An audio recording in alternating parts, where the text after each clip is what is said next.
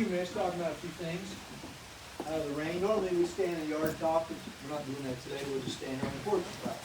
And you know, the porters would have spent a lot of time on this porch this time of year. They never had electricity in the house while they lived here. So they couldn't plug in a fan, and of course air conditioning wasn't invented yet.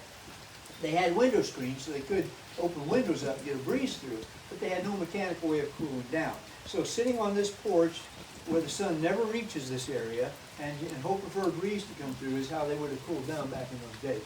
So they would have spent a lot of time here this time of year. Now I do want to mention that downtown Geneva is 2 blocks away. You see that white tower there where the bank is, which is not an old building, but the rest of downtown is a historic district and actually looks a lot like it did when G. Spence Porter lived here.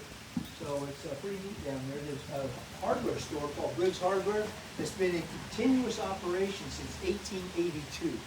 So Jean would have shopped down there herself, and she was friends with the Briggs. Now, the house here is a Queen Anne style, called Queen Anne rustic because of these logs. These logs are white cedar from Wisconsin. These are frame buildings, both the carriage house and this one are frame buildings with full white cedar log exteriors.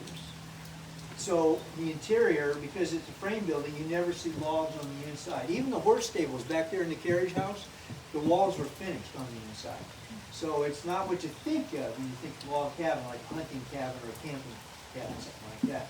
But it is a log house for sure. And logs need repairs from time to time. So you see that post over there is going to be repaired later this year, we hope. Just kind of have some issues there. But protected areas like this right here, those are the original logs with the original chinking. Most of the glass in the house is original. And those 2 light fixtures there are the original gas fixtures that were here when the Porters moved in 1895. The second owners converted them to electric in 1920. See how they did? Those wires come out of the ceiling there and they drilled a hole in the gas pipe and put a socket down. They still work. We turn them on at night as security lights. So they're still doing their job after 127 years.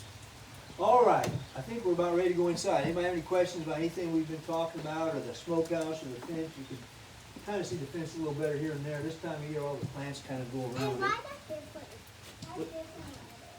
See what? That gate? Yeah, there's a gate there. And actually, that wasn't original. The second owners put that opening there because they couldn't get their automobile into that breezeway we were standing in and make a 90-degree turn and get in. So they had to knock out the whole end of the carriage house, knock out a section of the wall, and they put a driveway in right through there so they could drive straight in with their car, which makes sense because, you know, they owned it. It was what theirs to do. Now, we restored the end of it to look like it did when the Porters were living here. So it looks like that, but the prices had to do that for many years. And it wasn't until about mid-2000, like 2005 or 6, that they converted it back. All right, we have my